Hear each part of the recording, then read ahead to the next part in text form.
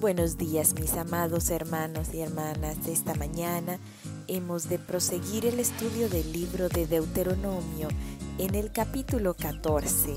Y es que estamos en ese segundo discurso que Moisés dio a su pueblo antes de entrar a la tierra prometida, a esta generación que nació y que creció en el desierto. En Deuteronomio 14, el Señor a través de Moisés les habla a su pueblo acerca de los animales inmundos y de los animales limpios, y también se habla acerca del diezmo. Hay principios en este capítulo que son tan importantes para cada uno de nosotros el día de hoy. Hablábamos en los capítulos anteriores que mientras los israelitas sirvieran al Dios vivo y verdadero y que no se apartaran de Él, ellos iban a disfrutar toda clase de bendiciones e iban a poder ver claramente la guianza de Dios para sus vidas y su protección. Esto mismo sucede para nosotros el día de hoy, mientras nosotros mantenemos nuestra sintonía en el dial de la voluntad de Dios, de su palabra, le podremos escuchar y de esa manera le podremos servir con efectividad.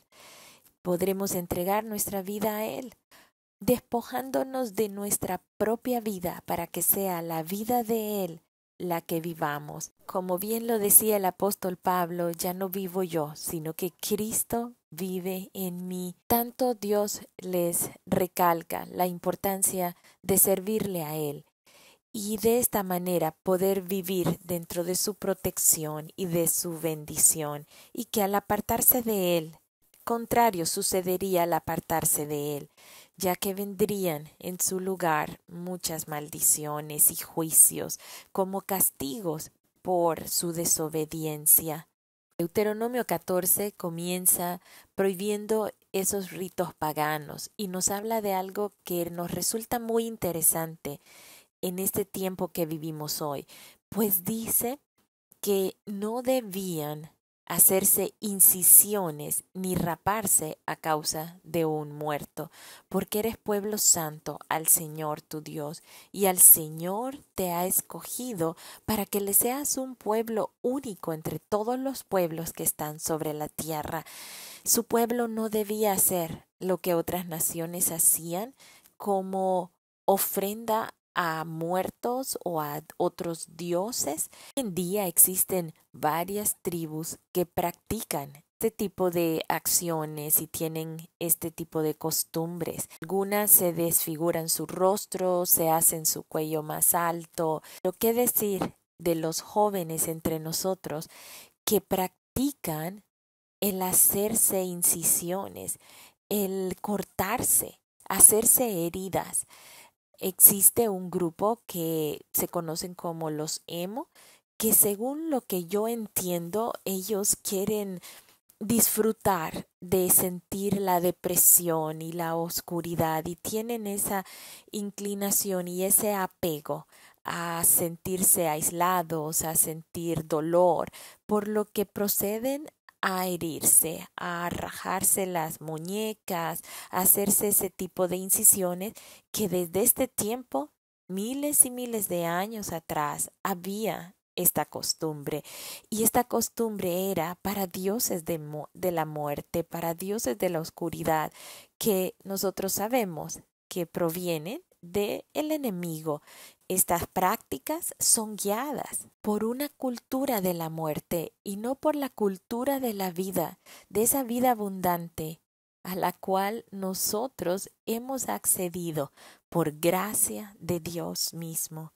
Nosotros no necesitamos flagelarnos o hacernos incisiones ni raparnos como una ofrenda para acercarnos a Dios. Ya la ofrenda, el sacrificio fue cumplido por medio de Jesucristo, y lo que nosotros sí tenemos que hacer es creer en Él. Es por medio de esa fe que nosotros podemos tener acceso a esa dádiva hermosa que por gracia Dios nos ha dado, que es su vida que es la vida eterna, que es la salvación del pecado, de la muerte, del juicio.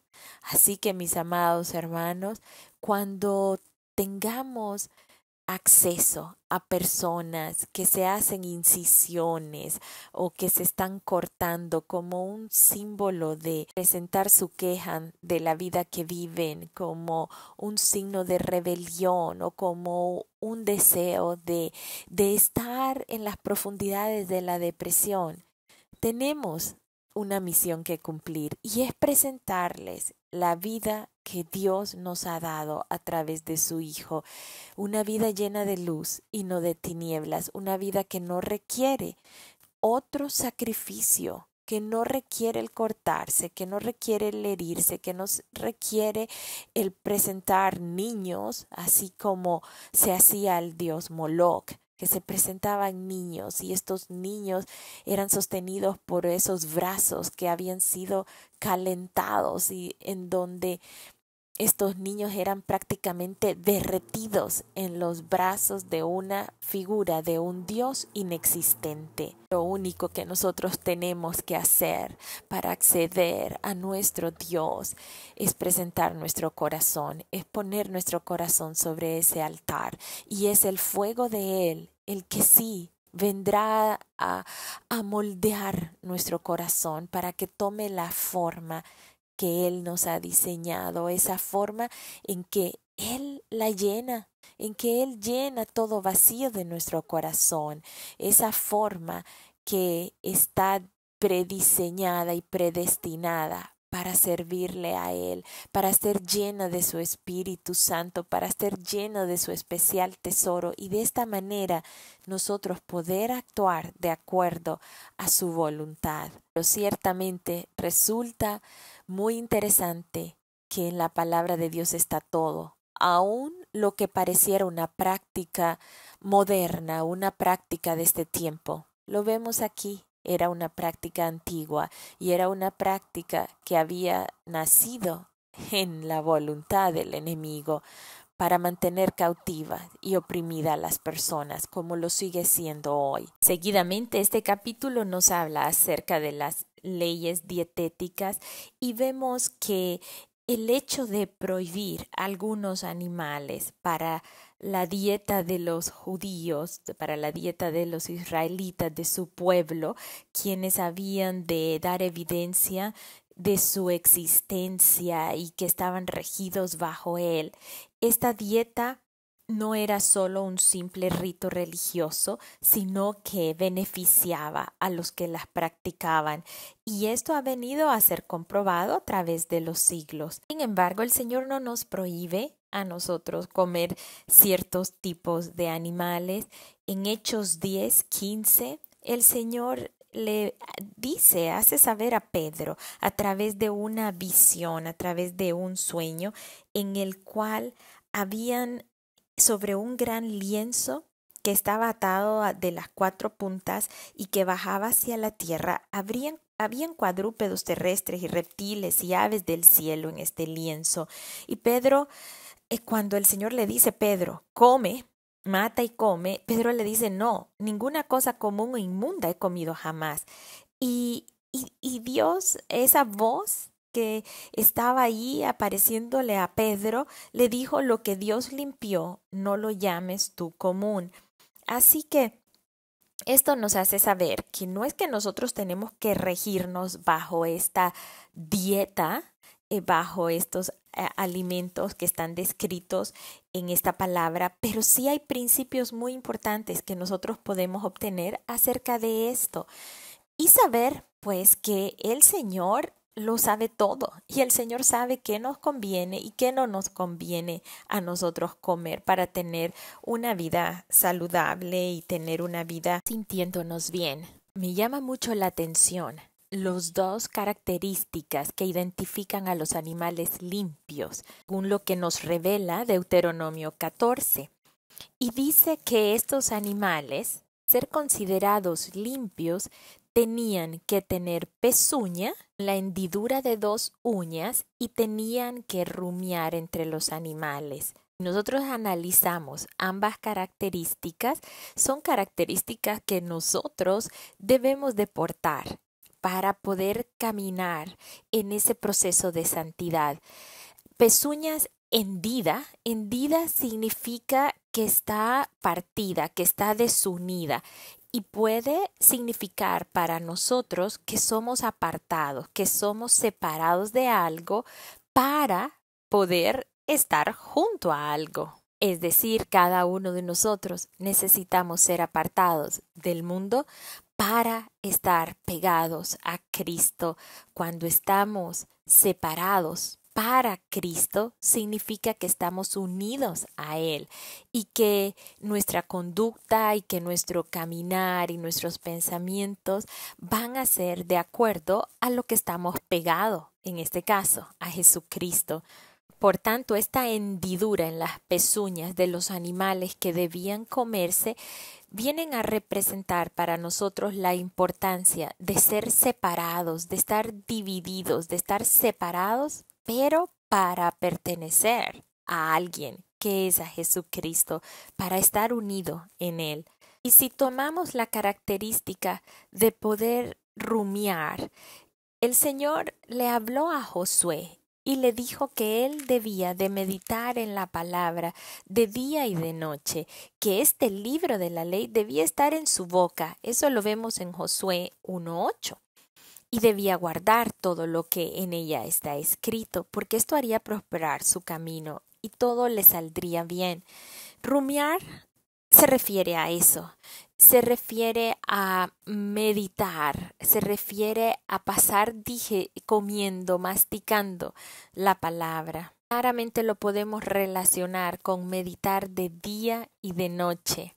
Salmo 1:2 nos habla que en la ley del Señor está su delicia y en su ley medita día y noche. Y esto se refería al hombre feliz.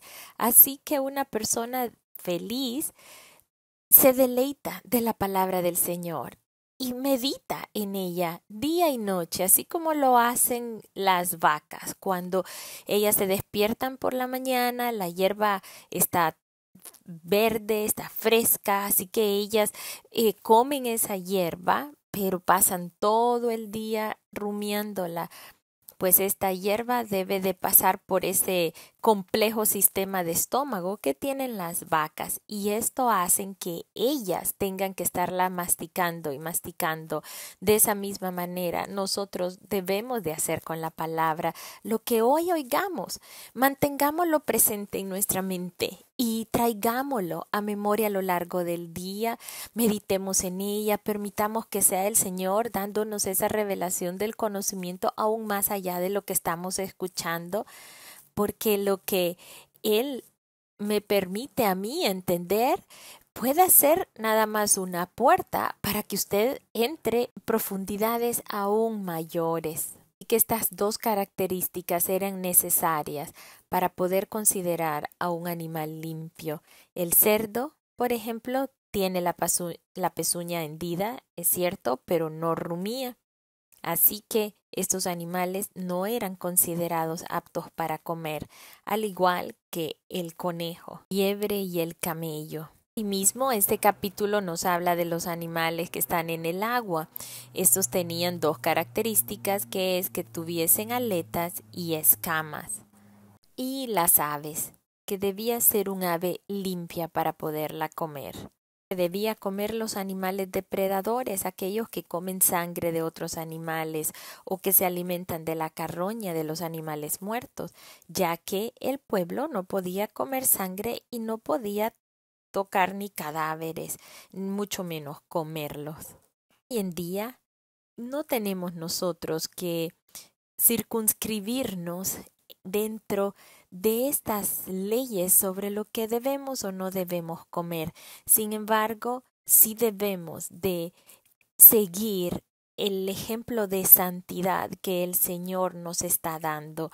Todo esto venía a ser un indicador de estar apartados para Dios y nosotros debemos de llevar una vida de santidad que muestre cuán grande es Dios, que muestre cuánto cuánto respeto y honra le tenemos y que podamos a través de nuestras vidas mostrar el resplandor de su gloria, ser verdaderamente heraldos de su justicia. Y finalmente este capítulo nos habla acerca del propósito del diezmo, que el propósito del diezmo es poner a Dios primero en nuestras vidas, es dar a Dios una parte de todo lo que Él nos da y de lo mejor que tenemos. Tanto de esta manera que nosotros no somos dueños de lo que recibimos, sino que somos mayordomos, nada más. El dueño es Él. Él es el dueño de todo, del oro, de la plata, de todo lo que viene a nuestras manos.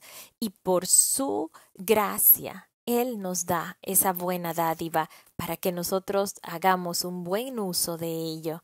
Dar el diezmo nos previene que nosotros nos creamos los dueños de todo. Por tanto, el diezmo nos da una perspectiva correcta de nuestra posición en el reino. Él es el rey. No somos nosotros nuestros propios reyes.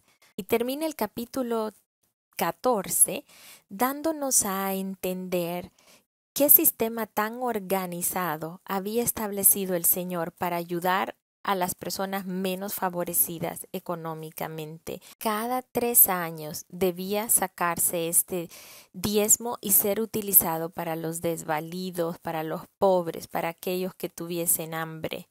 Y de esta manera, unos a otros se sentían comprometidos de ayudar a los menos afortunados, a aquellos que estaban oprimidos, a aquellos que estaban sumidos en total pobreza. Dios tan bueno el que tenemos, ¿no es cierto? Un Dios bueno, un Dios sabio, un Dios amoroso, un Dios protector, que por su gracia nos hace partícipes a nosotros de su precioso plan. Por ello que el Señor lo dejó claro, mayor es el que sirve, no el que es servido. Si nosotros tenemos la oportunidad de servir, es porque hemos recibido de parte de Dios las bendiciones para poder hacerlo, ya sea con recursos, ya sea con talentos, o sea con dones que el Señor nos da. Nosotros debemos de ponerlos al servicio de los demás y de esta manera podremos estar satisfechos y realizados y plenos, pues no hemos sido creados para satisfacernos a nosotros mismos, hemos sido creados para ser instrumentos en las manos de Dios y poder servir a los demás.